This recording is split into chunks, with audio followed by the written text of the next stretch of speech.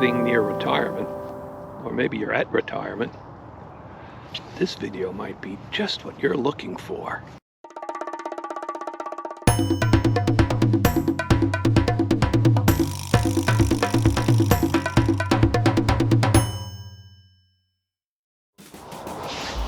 Well, as you hit that retirement age, there's the Social Security you've got to deal with.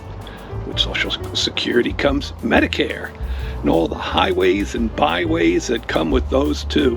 And you know, it doesn't matter what your status was prior to retirement.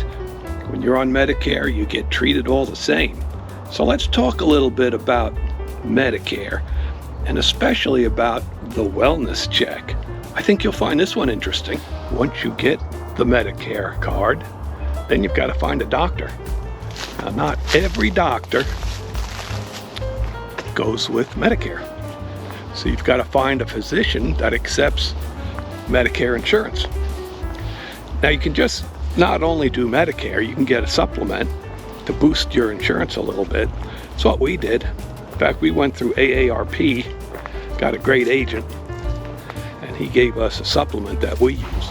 Okay, so finally, you find a doctor that accepts Medicare. And if you've got the supplement, you're probably looking for a dentist that also will accept your insurance, including Medicare. A lot of times, if you got a good agent on the supplement program, they'll send you information on doctors or dentists that may take you on. It's a pretty good idea to do that. So once you got your doctor, and you're thinking, well, I better get my physical.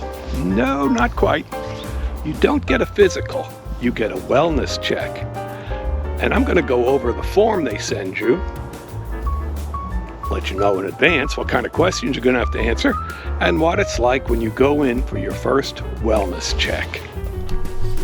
So let's say you found your doctor who will accept your Medicare insurance, and you try to set up your wellness check. Well, most likely you're going to get in the mail or sent to you on your computer this questionnaire that you have to fill out. Now, I'm sure that many highly intelligent doctors, medical doctors, psychiatrists, psychologists came up with the questions for this particular form, and I'll read some of them to you, and probably some of the questions that you shouldn't answer how I would answer, but we'll go over it. And then after that, you go in to your appointment, and I don't even think they review any of this stuff. They ask you some other questions, and I'll talk to you about those questions too. All right, so here's the forms you're going to fill out. The first page is, well, it gets your information on here, you know, your name, your date of birth, that typical kind of stuff. And then the first part that you're going to fill out is the alcohol screening. And the questions go something like this: did you have a drink containing alcohol in the past year? You know, okay. Maybe you did, maybe you didn't. My answer to that would be, are you kidding me? Question 2, if yes, how often did you have a drink containing alcohol in the past year? Monthly, 2 or 4 times a month, 2 or 3 times a month, 4 times maybe in a week. And then if you had a yes to any of those, the next question is, if yes, how many drinks did you have on a typical day when you were drinking in the past year? 1 or 2, 3 or 4, 5 or 6, 7 or 9, 10 or more, 10 or more drinks in a day. I couldn't even read this thing, let alone fill it out if I was drinking 10 times a day, but maybe some people do.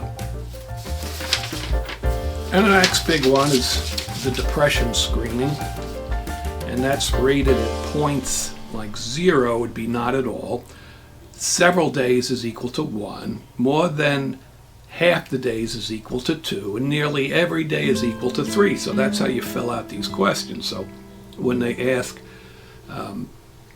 over the last 2 weeks, how often have you been bothered by any of the following problems? Little interest or pleasure in doing things. So then you would circle that, maybe not at all, several days, more than half the days, nearly every day. So you fill that out.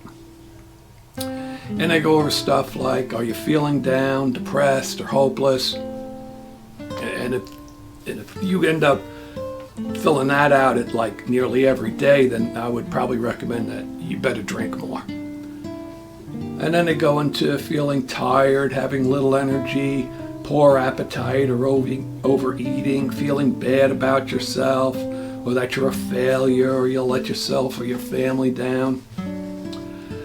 Trouble concentrating on things such as reading the newspaper or watching television. And I'd have to answer, yeah, I have problems with that because I'm usually on YouTube or doing YouTube, so they don't give you a choice over there. Do you have a rough time moving or speaking so slowly that other people could have noticed, or the opposite, being so fidgety or restless that you've been moving around a lot more than usual? Have you had thoughts that you would be better off dead and hurting yourself in any way? Now, you gotta watch how you answer some of these questions, because say like you get a total score of 27. That would mean you're getting 3 in every one of the categories. They see that, and you'll get a knock on the door, and there'll be some guys in white coats, and they're going to haul you away. Now, if you got 18, that would be answering every one of the questions, and you're getting 2 points on each question. My recommendation for you is you probably need to drink a little bit more. If you got 9, that would be every answer was a 1. You're normal. If you got 0, in other words, not at all, none of these things bothered you at all, you probably lied. That's that first part. Then we talk about tobacco, nutrition. Here's one. Number of servings of vegetables you have a day. 1 to 3, 4 to 7, 8 to 10, more than 10, or I don't eat vegetables. Well, I think we all know people out there that are strictly meat and potato people. So I don't know how the doctor's going to look at you if you fill that out, especially if you've made it to 65. You're doing pretty good. There's another section in here. It's called Advanced Care Planning, and that's probably not a bad idea to have. In other words, if say like your body is being kept alive by a machine, you checked out a while ago, but your body's still breathing and it's functioning. This gives someone permission, if you fill this out, to maybe pull that plug or turn the switch off. And it's a pretty good thing to fill out. And there's some questions about opioid and narcotics, your fall risk assessment. Do you have loose throw rugs around the house that your feet are going to trip on and you're going to go down, stuff like that. They'll ask you about exercise. And here's a good one. It's the hearing screen. And a number of questions on here, but this is the one I like. Do you sometimes have difficulty understanding speech on the telephone? And I'd have to answer yes to that one, especially if it's a telemarketer calling me and they're from another country. I can't understand a word they say. I don't think that's what they're getting at on here, but that's how I probably would answer this. And another question on here I find amusing. Do you hear better with one ear than the other? Can you imagine if Vincent van Gogh had to fill that out? I wonder what he would say. That about does it. There's a home safety screen. Do you have access to your phone at home? And I'd have to say, yeah, it's in my pocket. Are your smoke alarms working? Your carbon monoxide alarms, are they working? And you might give them a wise-ass answer like, is that the ringing I hear in my ears? Well, then maybe you need to change the batteries. So that's it on these forms. And then you go in to the next part. Now, at this part of the wellness check, you're going to be taken into a waiting room or an office, and you'll meet most likely with a nurse practitioner. And she'll introduce herself to you. They'll take your weight, they'll do your blood pressure, and she'll say, I want you to remember these three things. Pen, she'll point to the clock, and she'll point to a chair. So remember those three things. Then she'll hand you a piece of paper, and she says, I want you to draw a clock. So you draw a clock. And she says, I want you to, and she'll put a time. Maybe you have to put in 3 o'clock, 4 o'clock. My time was 10:10, so you have to put the hands so it says 10:10. Now, I'm not sure what that is supposed to do. Maybe it says you know how to draw a circle, or you know what a clock looks like, or you're able to tell time. Maybe it's any of those things, but that's an easy one. Don't sweat that one. She may ask you, what's today's date and what is the day? Well, if you've been in retirement for a while, you kind of know that those things slip away. It doesn't mean you're losing it, it's just that they're not important to you.